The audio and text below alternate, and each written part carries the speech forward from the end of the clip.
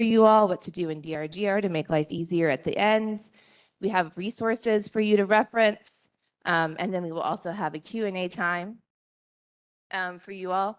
Make sure you also sign up for one of our one-on-one sessions for Closeout if you have additional questions after today's presentation. And for those of you who are HUD staff, we will also have a Closeout presentation tomorrow afternoon to reinforce all of the processes we're talking about today. So with that, I'm going to hand it over to the team.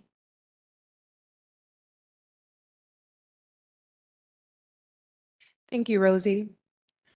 I will be presenting on the closeout process. So this is basically an overview before we delve deeper into the DRGR system. The first resource I wanted to go over is the CPD notice. It's 22-14. It was recently updated at the end of last year. Basically, this resource provides policy guidance and procedural instructions for grant closeout. As Rosie mentioned in the slide deck, whether you are attending remotely, you'll see the hyperlinks, or if you access the slide deck later, you'll be able to go directly to the CPD notice and any other regulations we cite in this presentation. But basically, this notice explains the readiness determination, criteria, and instructions for grant closeouts for all CDBG programs. As I mentioned earlier, the 22-14, that is the latest update. It replaced CPD notice 14-01. The major takeaways from this update is that it reduced paperwork for grantees. So grantees are no longer required to submit the grant closeout review checklist or the closeout certification. Also, a major change is to the closeout agreement requirements. So this notice basically specified that the closeout agreement must require the grantee to repay HUD the amount of any cost not allowed by subsequent audits or HUD's reviews. So what makes a grant appear ready for closeout consideration? HUD will determine that a grant is ready for closeout when certain criteria is met. So all activities are complete, they've met a national objective, all the activities are allowable, and the grant met the overall benefit requirements. Another item is all funds have been expended, the expenditure deadline has passed, or the grantee is deobligating unused funds to close the grant. Another item is HUD staff confirmed the grant did not exceed any regulatory caps. The grantee has submitted all reporting requirements. The grantee has closed or addressed all outstanding monitoring or audit findings. So that's HUD audits, OIG audits, single audits. And then finally, the grantee enters into a closeout agreement that requires repayment of costs disallowed by subsequent audits. So these are the reports and documents that the grantee is responsible for submitting. The grantee will submit these documents, including the final QPR performance report. The federal financial report is the SF 425 form. So this is submitted in the DRGR system along with that final QPR. And then also, as I mentioned previously, the closeout agreement. So this agreement is provided by the grantee via the final QPR, and it is signed by the grantee. So if closing a grant with the remaining balance, there's also other forms you'll see listed on the slide that must go along with that closeout agreement for deobligation of any unused funds. So after the agreement is signed by both HUD and the grantee, the grant will be closed in both LOCKSS and DRGR. So what happens after closeout? So grantees should definitely plan for the following. So compliance oversight after closeout. So designating who that responsible entity will be for compliance oversight. So how will these oversight efforts be funded? What happens if ineligible costs are discovered post closeout? As far as program income that's generated after closeout, where will it be transferred? There is a spot on the closeout checklist where these items have to be listed. And then it's important to note that program income generated after closeout can only be used for costs and expenditures for eligible CDBG activities. And then also with this closeout agreement, record retention begins. So the date of the signed closeout agreement from HUD marks the beginning of record retention. So 3 years after the execution of the closeout agreement or 5 years after the completion of a CDBG-DR funded project, whichever is longer, those are the record retention requirements. So it's also important for the grantee to inform any subrecipients and or partners of these record keeping requirements. So as I mentioned, record keeping requirements, grantees must maintain these files that document certifications, the eligibility and national objective classification for each funded activity and all financial records. So each grantee must also maintain files documenting compliance with the requirements applicable to DR funds. And then finally, any costs paid with DR funds which were not previously audited will be subject to coverage in the grantee's next single audit. The grantee may be required to repay HUD any disallowed funds based on the results of the audit or an additional HUD reviews provided for in the closeout agreement. Now we'll be turning it over to Hannah. Thank you, Jamisha and Rosie. Good morning, everyone. So next, I am going to start going over the considerations and the assessment of potentially starting the closeout process in DRGR. And then Bruce is going to wrap us up with some tips and tricks in the system. So first, starting with the initial assessment of your grants in DRGR and what you all as a grantee should be looking for and what HUD uses and considers a grant ready for closeout are a few things we have listed here, but I did want to mention one thing first, reiterate what Rosie mentioned.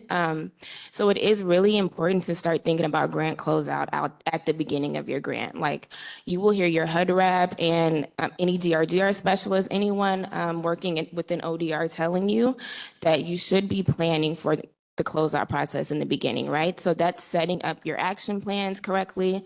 That's reporting your actual accomplishments within your QPRs, timely, submitting your QPRs. That's something you should focus on. And we do realize that these action plans are living documents and you will make changes throughout the duration of the grant, but you should always keep in mind there is an end and you will have to eventually close out. So I did just want to mention that again, and I'm sure Bruce will as well. So now back to what signals a grant as ready for closeout. First, financially related, if your grant is close to at least 90% drawn, that's a good key that maybe you're close to potentially closing out. And your grant, you've also stopped drawing funds or haven't been drawing funds for a while. So most of your activities are wrapping up. You don't have many invoices potentially coming back in. That's a good sign that you should start considering closeout. Also reviewing your action plan and noticing that most of your activity statuses have been changed to completed. So you're at the point where you're close to wrapping up all of your activities. And that you've also entered in your actual accomplishments. So within your action plan at the activity level, you are entering projections at the activity level, but then you're also reporting your actual accomplishments. So if you've reached those accomplishments and everything has been reported, you're getting pretty close to closeout as well.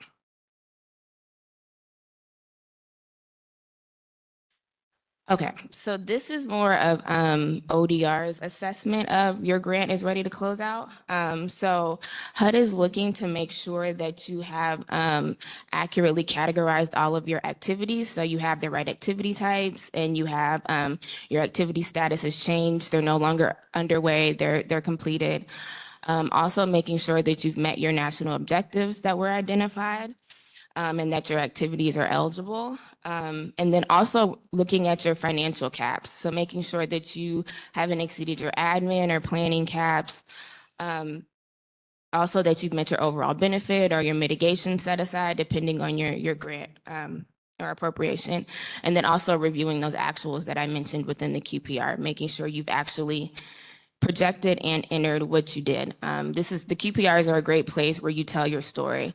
You all work really hard to spend this money, serve your communities, and so this is a chance for you to make sure you're telling your full story.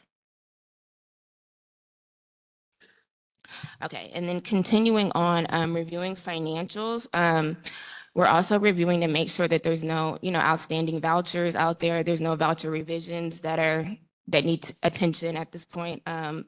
All of the intended funds were spent, and so there are some grantees that do not spend every penny of their grant award, but just making sure that all of your vouchers and everything are cleaned up.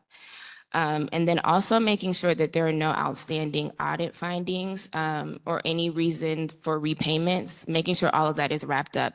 That's something that we're looking for as well.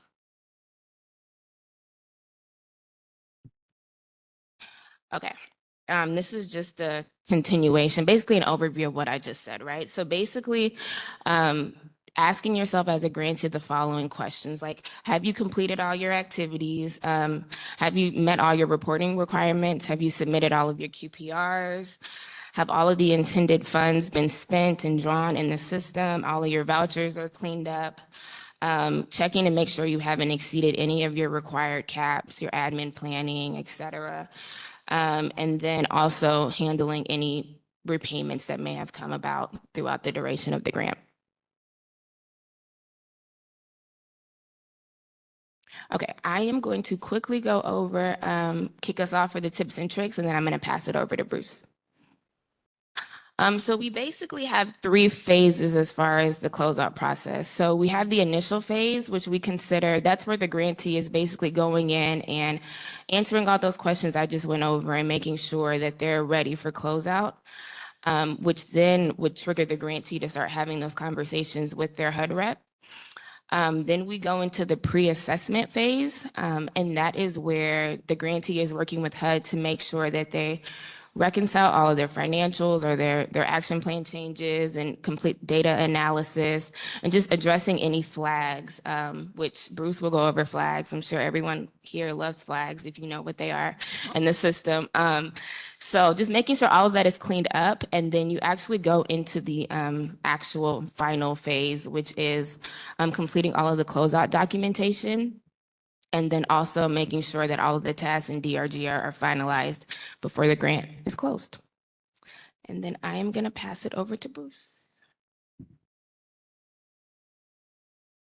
Oh, this is actually my slide as well. I apologize. I apologize. So here basically is just a list of all of the modules that you all will use during the closeout process. And so if you're familiar with the DRGR system, in the Manage My Grants module, that's where you go in and make your action plan changes and QPRs. The financial modules where you clean up your obligations and your financial reconciliations, your vouchers. The compliance module is where you can find details on flags. And then the reports module, which should be your best friend. That's where you can go in and review closeout reports, any reports you may need to address the changes that you have to make financially or at the grant management level, et cetera. Now I will pass it on to Bruce.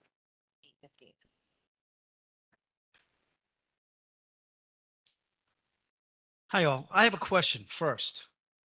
Who is new to DRGR? Who has less than 1 year? That's a good question. Wow, we got a lot of experts in the room, so I don't have to worry about making mistakes. How many of you have grants that are before 2017? Now you guys have to worry about closeout. You're going to have trouble if you haven't looked at flags yet. DRGR has become smarter over the past few years. That means if you haven't kept up with the flags, it's not going to be fun. The DRGR system's going to find things you left out. If you set up an activity back in the day before 2017 and didn't put a measurement, we didn't know about it. Now we do. So flags are your friends. It will get you to that location. So don't forget, flags are going to help you get through it. And if you haven't looked at flags, well, today is a good day to start.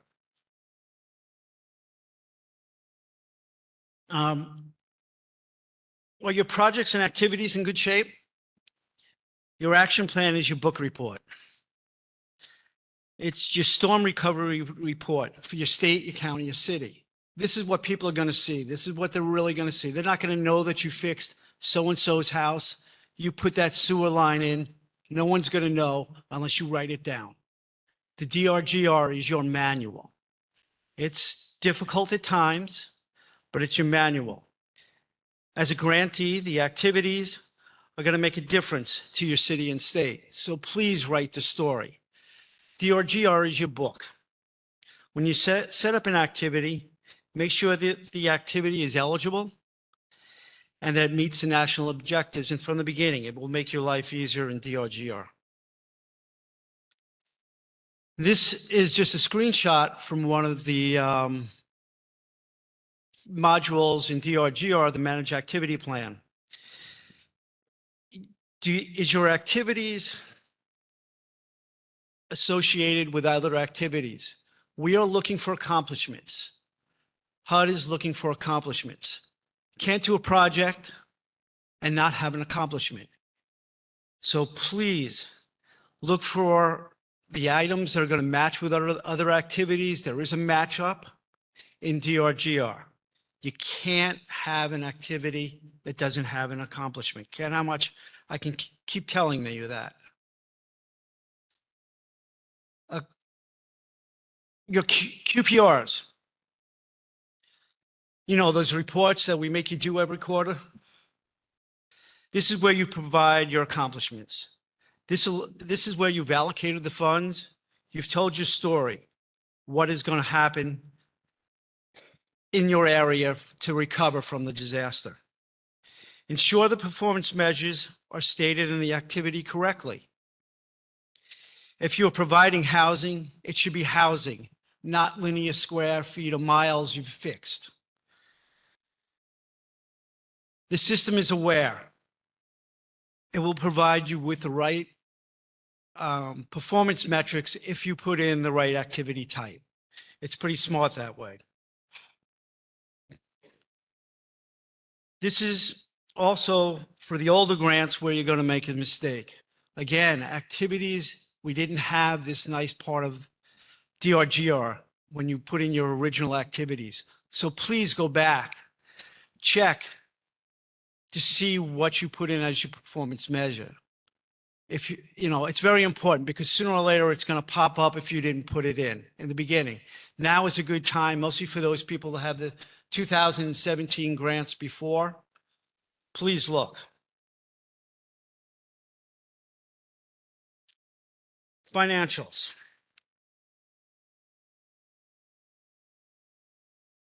What can I say about financials?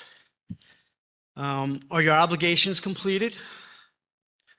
Are you planning on returning any funds? You should be thinking of that.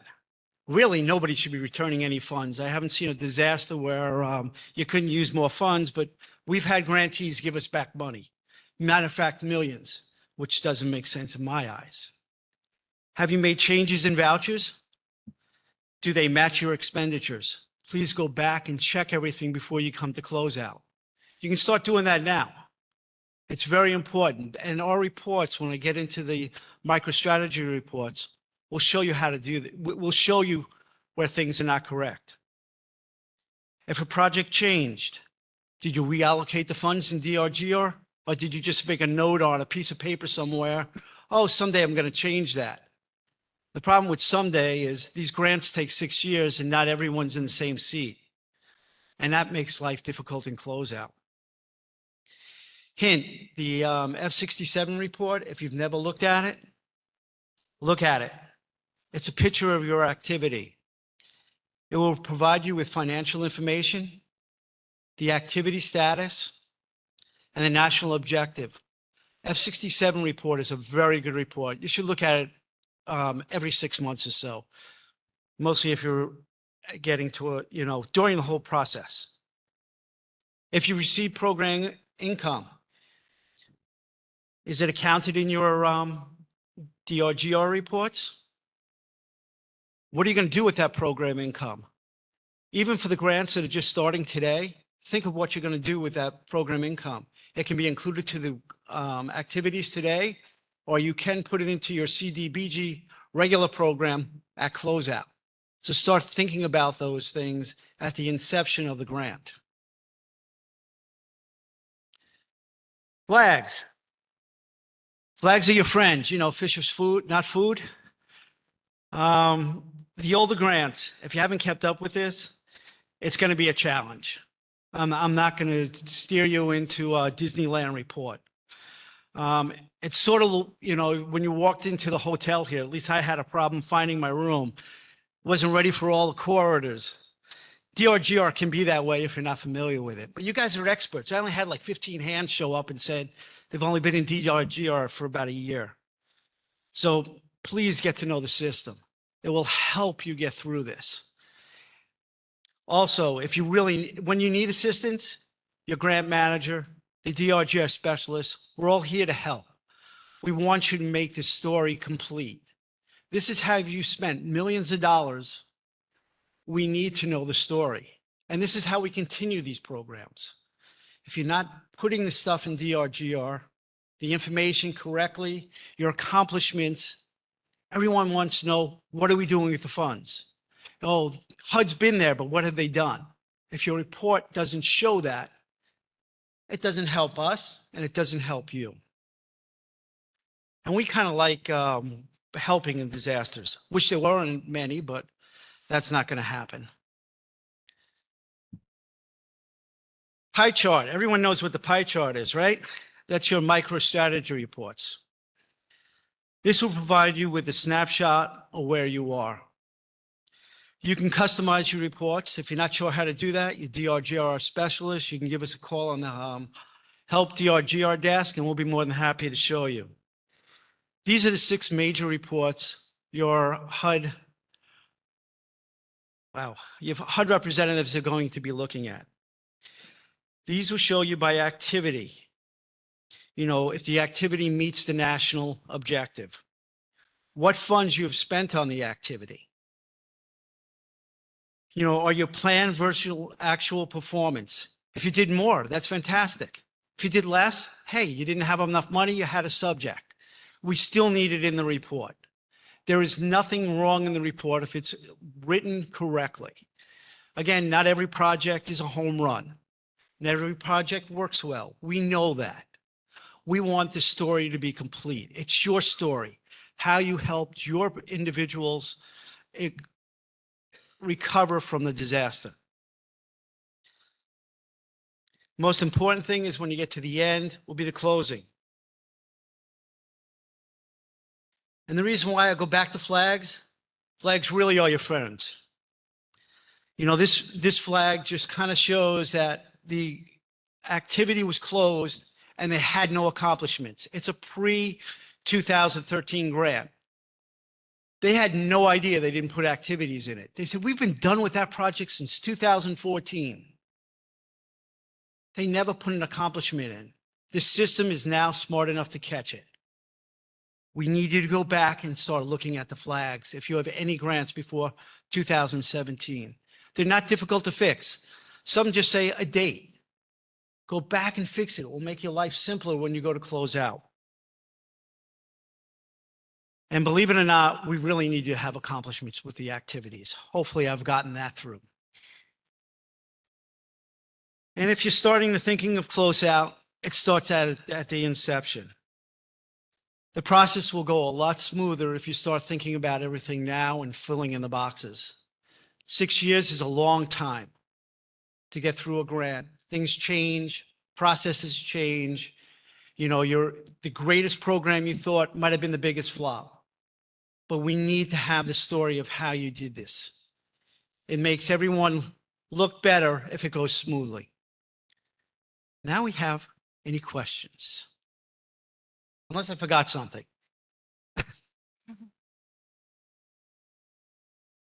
So I think we have a microphone up front here. If y'all have any questions, you can raise your hand or you can come up here to the microphone.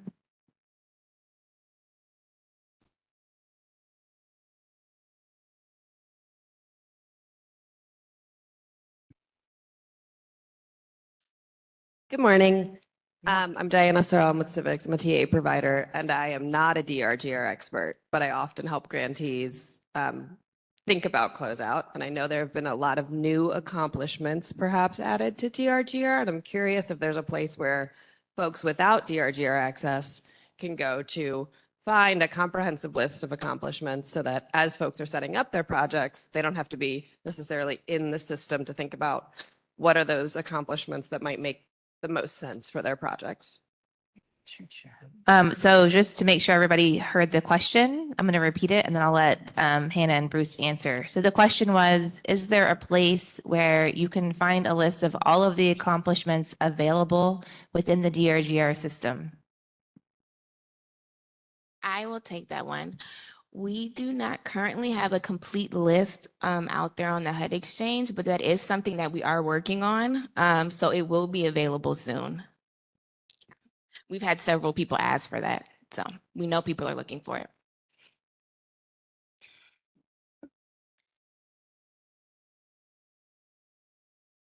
You mentioned it's a good idea to start looking at DRGR at the time of the action plan. Could you get into the specifics of exactly what should be built out by the time of the action plan being approved, or maybe shortly after?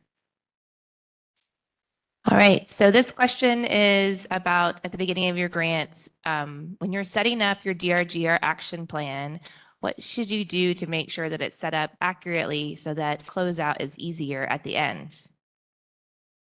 I'll take it. What we want to do, you want to think about each activity while you're doing your action plan. Your action plan includes, what projects you're going to accomplish. Think of what you really want to get. It's great to say, I want to fix houses. I want to raise houses. How are you going to get there?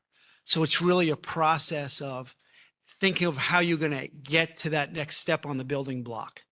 Each block is, it's one step at a time. You've thought of the project.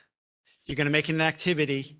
So that's where you're going to keep, just keep going in the system. And then when you have a great accomplishment and because we make you report every 3 months. I know everybody, I know I've heard the stories. Everyone hates doing performance reports every 90 days. I think it's required by the grant. It's not a requirement that we just throw in. I believe it comes from the statutory regulations. So this is where you're going to keep building up. So we know, so your rep knows what's happening. HUD knows where you're going. I think also when you're setting up your action plan, you want to make sure that you've selected the accurate activity type and the accurate accomplishment that aligns with that activity type. You also want to be mindful of when you're entering expected end dates.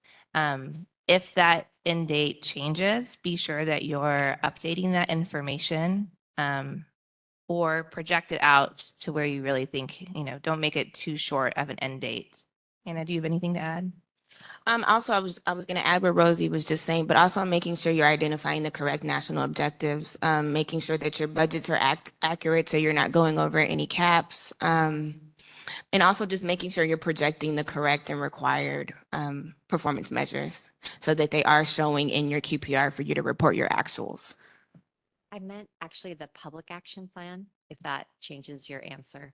So, because we work on the public action plan, that makes sense. And then you have your DRGR action plan. Yep. So I meant like when we're working on the public action plan, at what point is it best practice and what would we be doing at the same time as we're preparing the public action plan or after it's approved? But I guess the connection between the two, that makes sense. All right, so she's clarifying that she's asking about things you should be thinking about when you're setting up the public action plan. Some of you may not be working in the public action plan yet because it is a newer module. But the question is, how do you sort of think about connecting the public action plan with the DRGR action plan? We focus a lot here in this presentation on the DRGR closeout or the DRGR action plan because that is where you report your financials and your activities and performance measures. Do you have any advice for the public action plan? Sure. So I'll just kind of clarify. So everything that the three of us just mentioned, is still applicable. But as far as the public action plan, so for those of you all who are not aware, the public action plan is where you go into the system and set up your grantee programs. Your grantee programs are your standard like housing and infrastructure programs, the bigger picture. The DRGR action plan is what we call the projects and activities. So you are reporting at the activity level, as Rosie just mentioned, but those activities are associated to the grantee programs. So you're thinking about it the entire time. There's not necessarily anything you need to do in particular in the grantee programs, but you're associating those activities to those programs, if that makes any sense. So everything that we just mentioned would still apply. It's just focusing on the activities once you get the public action plan set. And I think where we see a lot of folks in the system who struggle at the closeout point, it's really happening in the DRGR action plan. Obviously, the public action plan is new, so we don't have folks at a closeout point yet. But since all of the things that are required for closeout are reported in that DRGR action plan, that's why we've really focused on making sure that the DRGR action plan is set up correctly.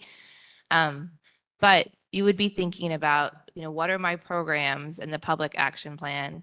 And then that's sort of your umbrella, that's your program. And underneath your, say, housing program, you might have several different projects, single family housing, multifamily housing. And then within that, you might have more specific activities. And the activities, again, are where you have to really make sure you have the details correct so that when you get to closeout, things are easier. All those requirements, like your national objective, you can't meet that unless you have an accomplishment at the activity level. So even though you identified in your public action plan what national objective you think your program might meet, at the activity level is where you're proving up that you met that national objective.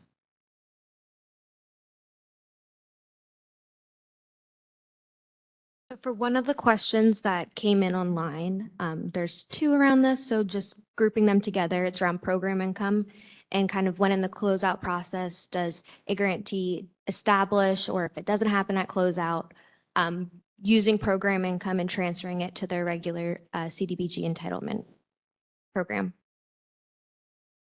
So they're asking about at what point can you transfer program income? Correct. So you can transfer the program income at any point, but when you do transfer program income to the regular CDBG program, it loses all of the waivers and alternative requirements. Okay. Finish. I mean, so I think that's the biggest thing is that folks need to consider that implication when they transfer to the regular program. And then of course, you should not be holding program income within the DRGR action plan. You should be drawing against the program income first. So do not hold program income in the system. Good morning. Manuel Ortiz from the Caribbean team, HUD. So I have a question on part of our grantee. It has to do with the period performance end date in DRGR in compliance with national objectives. So do national objectives compliance have to be complied by the period performance date in DRGR or within the year of closeout? So I think the question is, at what point does the activity need to meet the national objective? Is it at the projected end date or is it at closeout? Yep.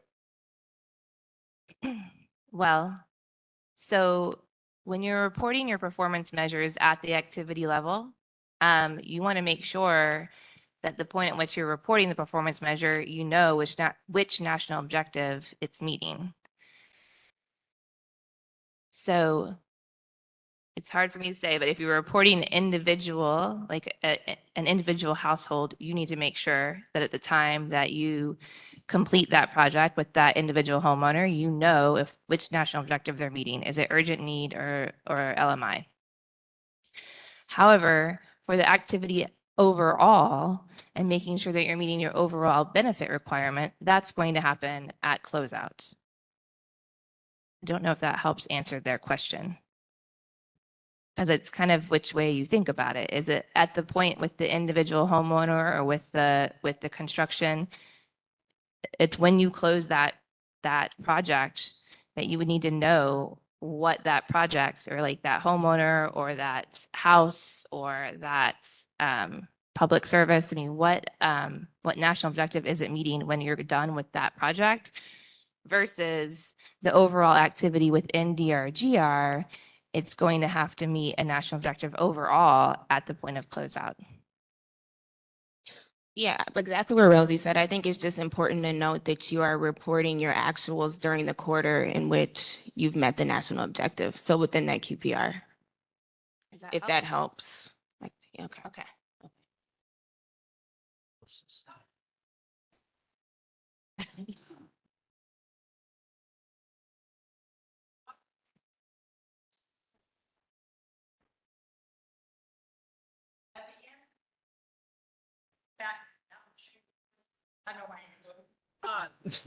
Well, there's a few ways. There's a few ways based on the way that question was worded. I was trying to make sure I was getting into all of the different components. I gotcha. And we were, and some of the HUD heads back there were like bumbling up going, wait a minute. So when you create an activity, if it's area benefit, when you create an activity, that's when you determine what your service area is and the census or the block group information that you're using to help determine if it's going to meet the low mod national objective, right?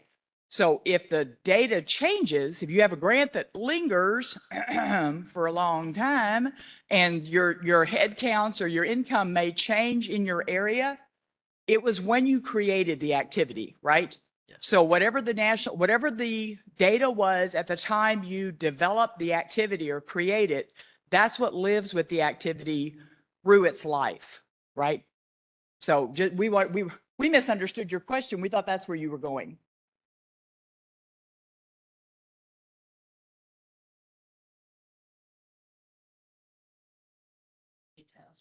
Yeah. So his is a more direct benefit on low mod jobs. But anyway, I did want to throw out that. Thanks for letting me hijack your question because I just wanted to explain something. No, but that was something that question comes up a lot. I think you guys get it a lot in the DRGR group. You know, I know we get it when we go monitor, right? If things have changed since you've created your area benefit activity, when you created the activity, that's when you determine your service area and what your beneficiaries are likely to be, correct? Yeah. All right. You have a question?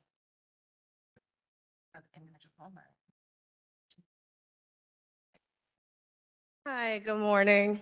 My name is Merle Fenton. I'm from the Virgin Islands Housing Finance Authority. And so we're one of the grantees administering the program. And I had a question kind of piggybacking off of him specific to our program, which is called Local Match. We are matching the 10% for the FEMA funds, FEMA approved projects.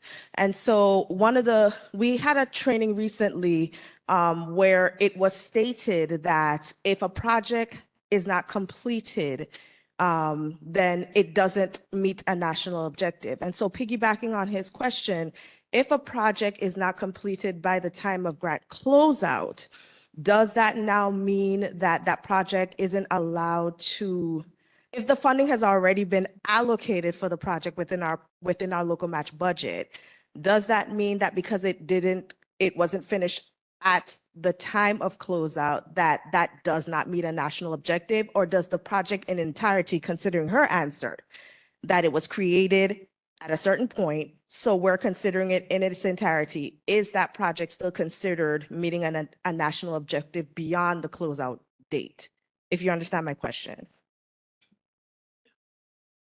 I understand it. I'm just thinking about, particularly to the FEMA match, I thought might be a policy question because I thought we had some new information about FEMA match. I mean, from a general perspective, if you have a project, from a general perspective, if you have a project that's not complete and therefore does not meet a national objective at closeouts, then correct, it's, it's not meeting the national objective. So you're going to maybe need to ask for an extension while you figure out how to close that grant so that you can actually show that it met a national objective. With FEMA match, I think that we might want to double check some information around those particular projects. But so generally speaking, yes, you're going to need to be able to show that that grant or that project is complete and it meets a national objective. I'm a novice at this. I'm only 2 years in. So when you're saying double check, who would you be double checking with, or what would? Oh, I would need to check with our policy group. I don't think they're in here right now. Okay, thank you. Oh, brain freeze. Frank, if you want to come up, you can speak to it. Otherwise, I would double check the policy.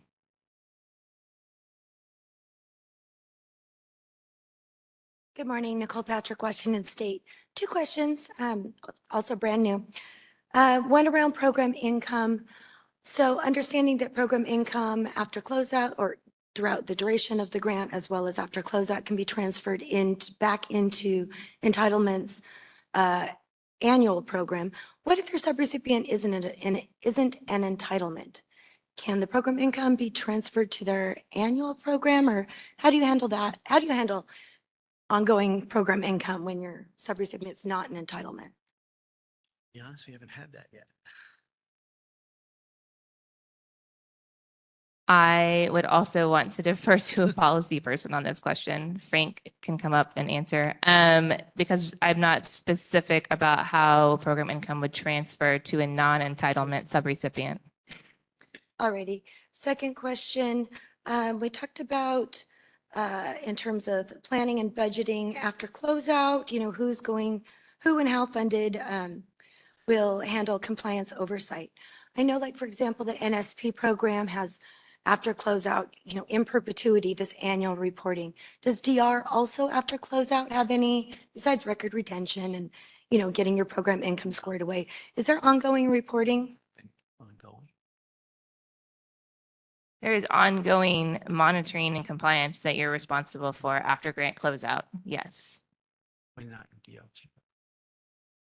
Okay, by that you mean of your subrecipients, of your project's activities? So it could be depending on how you're set up, but yes, making sure that those grants or that those other projects are still in compliance, or if you have audits, I think that's where the biggest issue is. We have, a project can still be audited well after closeouts. And so you're still responsible for responding to that audit. And, if there's a finding or if they recommend repayment, then the grantee is still required to handle that. All right, thank you. Did you want to speak to program income? Real quickly, there was a lot going on in those 2 questions. You have to complete a project to claim a national objective. If the project is not completed, you can't claim the national objective, and those funds are due back to HUD. The FEMA match question, the match is not the activity, right? The match is not the activity. What you're applying the match to is the activity, and that must also meet a national objective. So you're not ready. So this question comes up most frequently for large infrastructure projects, in PA, in public assistance kinds of projects. And you're not ready for if you have one of those kinds of projects that I just described, you're not ready for closeout. If the project isn't completed, you can't claim the national objective. And so you're not ready for closeout unless you're ready to get that repay from non-federal funds, the amount of that match. On the transfer of program income, just keep in mind that grantees can allow their subrecipients to retain program income. But when you transfer program income to a state or entitlement regular CDBG program, it loses its DR identity. None of the waivers, none of the alternative requirements that come with your DR funds continue to apply. It becomes regular old CDBG. So it can't be used for new housing construction. It can't be, it can only be used for those activities that are eligible under the state or city regular CDBG program. So those are things to think about.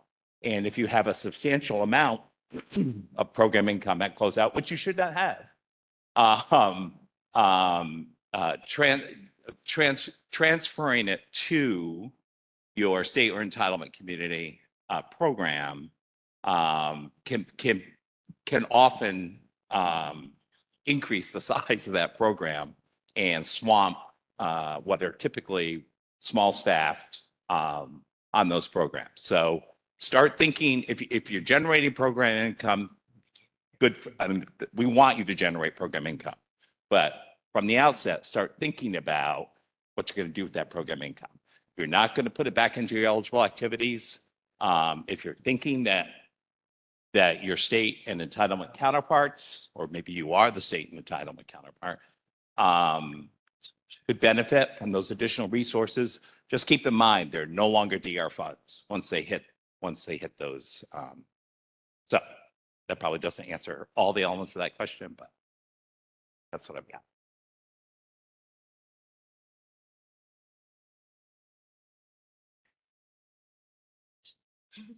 Okay, just looking at time, if there's anybody else in the room that has a question, you should work your way up to the front.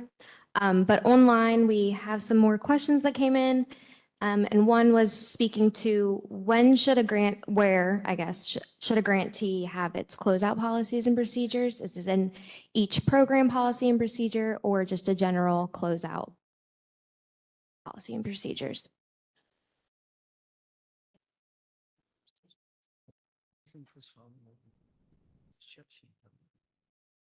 So we have a question about closeout policies and procedures. I think they can,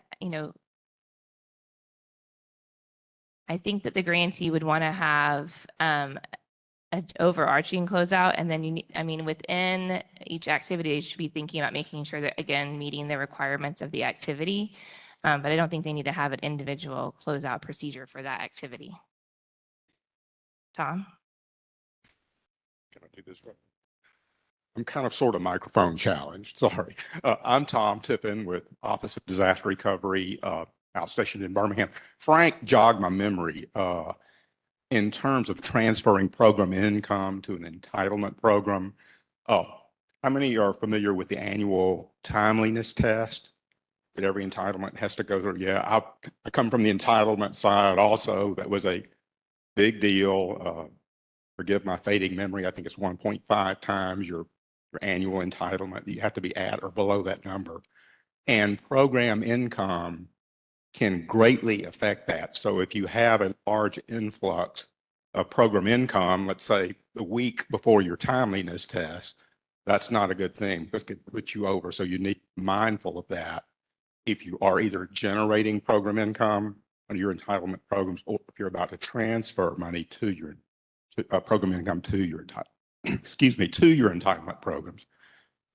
We've been through that a few times with my grantees, so just kind of keep that in mind. Thank you. Thank you, Tom.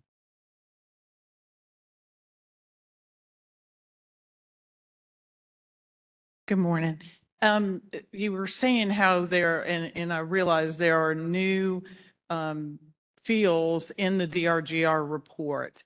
And if you have an older grant, do we now have to go back and recreate the figures for those new fields? I have a 2016 grant, so that's why I'm asking. Does that make sense? Yes, makes sense. You don't have to go back and fill out every field. There are certain ones that are mandatory because they were part of the statutory requirements at the time, but the DRGR mechanism wasn't smart enough at that point to pick it up. Those items, you'll now get I forgot what we call it, but a bar up on top that will say you need to do X, Y, Z. And again, if you have any issues, you can hit the DRGR help desk and we'll help you through it. You do not have to go back and fill in every box for the grants before 2017.